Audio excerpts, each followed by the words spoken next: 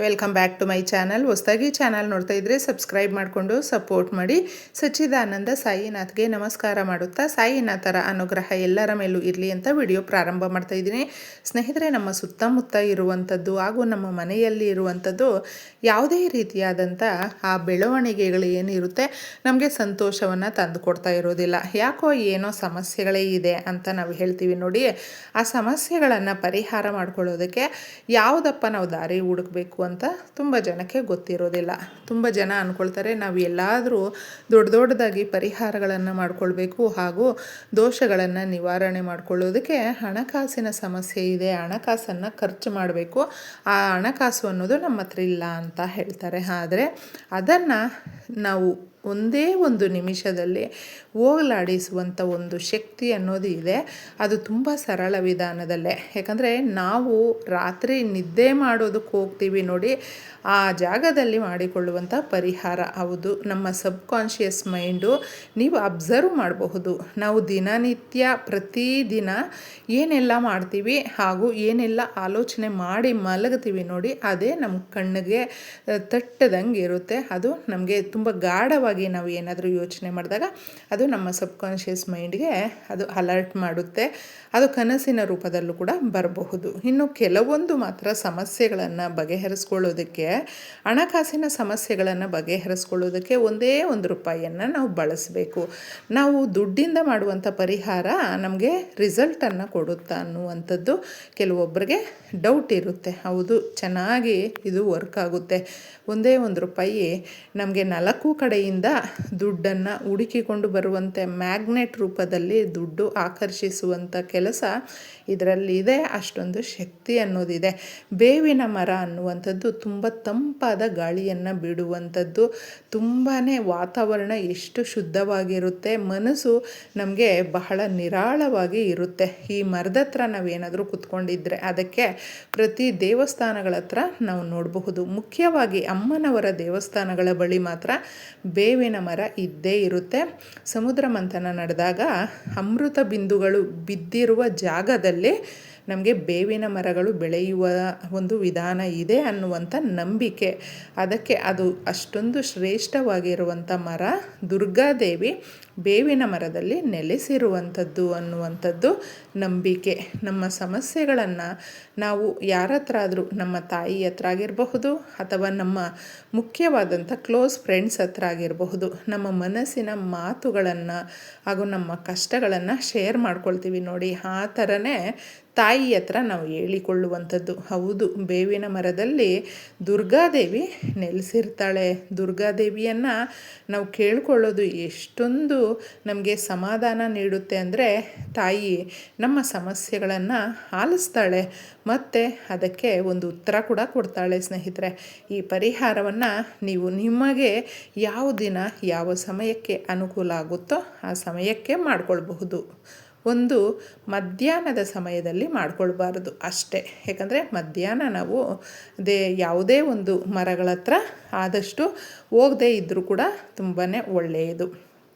ಈ ಪರಿಹಾರಕ್ಕೆ ಮುಖ್ಯವಾಗಿ ಬೇಕಾಗಿರುವಂಥದ್ದು ರಾತ್ರಿ ಇನ್ನೇನು ನಾವು ಮಲಗ್ತೀವಿ ಅನ್ನುವಾಗ ಮಾಡುವಂಥ ಈ ಪರಿಹಾರ ಈ ಥರ ತಿಳಿಸ್ತಾ ಇದ್ದೀನಿ.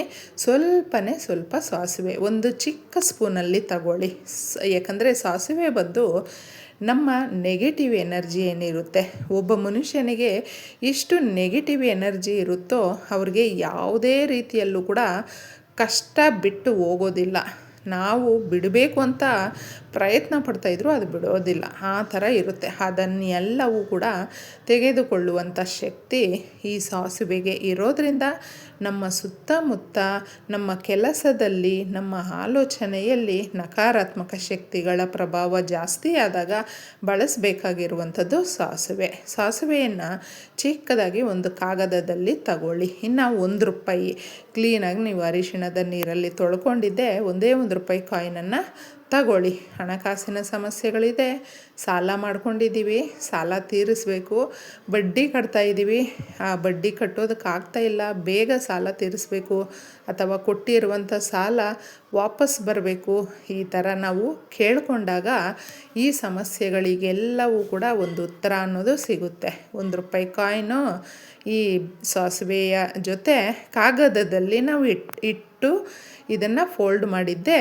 ನಮ್ಮ ಮುಷ್ಟಿ ಮಾಡಿ ಕೈಯಲ್ಲಿ ಕೇಳ್ಕೊಳ್ಬೇಕು. ರಾತ್ರಿ ಮಲಗುವ ಮುಂಚೆ ಈ ಪರಿಹಾರವನ್ನು ಮಾಡಿಕೊಂಡು ಕೇಳಬೇಕು. ನಮ್ಮ ಸಮಸ್ಯೆಗಳನ್ನು ನಾವು ಇದಕ್ಕೆ ಹೇಳಬೇಕು. ಶ್ರೀ ಮಹಾಲಕ್ಷ್ಮಿಗೆ ನೀವು ಕಾಸಿಂದ ಏನೇ ಪರಿಹಾರ ಮಾಡಿದ್ರೂ ಕೂಡ ತಾಯಿ ನಮಗೆ ಪ್ರಸನ್ನಗೊಳ್ತಾಳೆ ಅಂತ ಹೇಳಬಹುದು. ಇದನ್ನು ನಾವು ಕ್ಲೀನಾಗಿ ಆ ಫೋಲ್ಡ್ ಮಾಡಿ ಇಟ್ಟು ಒಂದೊಂದೇ ಕಷ್ಟ ಸಮಸ್ಯೆಗಳನ್ನು, ನಮ್ಮ ದರಿದ್ರ, ಕಣ್ಣೀರು, ಬಾಧೆ, ನಿಂತಿರುವ ಕೆಲಸ ಎಲ್ಲವೂ ಕೂಡ ಸರಾಗವಾಗಿ ಜರುಗಬೇಕು ಅಂತ ಒಂದೊಂದೇ ಕೇಳಿಕೊಂಡು ನಾವು ರಾತ್ರಿ ತಲೆದಿಂಬಿನ ಕೆಳಗೆ ಇದನ್ನು ಇಡಬೇಕು ಸ್ನೇಹಿತರೆ. ಇಟ್ಟು ಮಲ್ಕೊಂಡಾಗ ನಮ್ಮ ಸಬ್ಕಾನ್ಷಿಯಸ್ ಮೈಂಡ್ಗೆ ಯಾವಾಗಲೂ ಅಷ್ಟೇ ನಾವು ನಿದ್ದೆ ಮಾಡುವಾಗ ಅದು ಎಚ್ಚರಿಕೆಯಿಂದ ಇರುತ್ತೆ.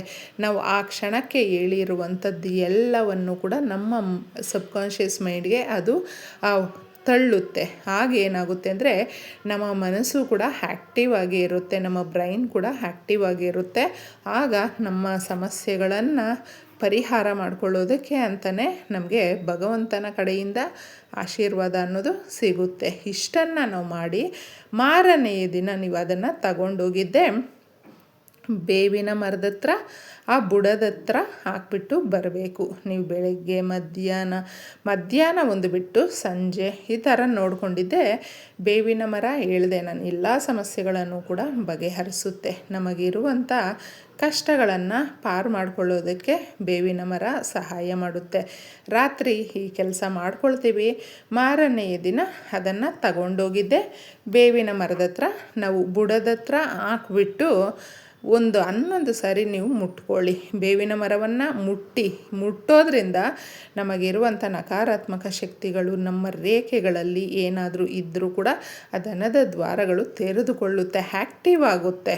ಆಗ ನಾವು ಮಾಡುವಂಥ ಕೆಲಸ ಇರುತ್ತೆ ನೋಡಿ, ಆ ಕೆಲಸ ಒಂದು ಶಕ್ತಿದಾಯಕವಾಗಿ ಏರ್ಪಟ್ಟಾಗುತ್ತೆ, ತುಂಬಾ ಬದಲಾವಣೆ ಆಗುತ್ತೆ. ಹಾಗೂ ನಮಗೆ ಅತಿ ಸುಖ, ಸಂತೋಷ, ನೆಮ್ಮದಿ ಅನ್ನುವಂಥದ್ದು ಬರುತ್ತೆ ಅಂತ ಹೇಳಬಹುದು. ಈ ಪರಿಹಾರದಿಂದ ಹಾಕಿಬಿಟ್ಟು ಇನ್ನು ನೀವು ಮತ್ತೆ ತಿರುಗಿ ನೋಡಬಾರ್ದು, ಕ್ಲೀನಾಗಿ ವಾಪಸ್ಸು ಬರಬೇಕಾಗುತ್ತೆ. ಇದನ್ನು ಮಾಡ್ಕೊಂಡು ನೋಡಿ ಎಷ್ಟೊಂದು ಒಳ್ಳೆಯದಾಗುತ್ತೆ ಅಂತ ನೀವೇ ಹೇಳ್ತೀರಾ. ಎಲ್ರಿಗೂ ಕೂಡ ಒಳ್ಳೆಯದಾಗಲಿ. ಧನ್ಯವಾದಗಳು.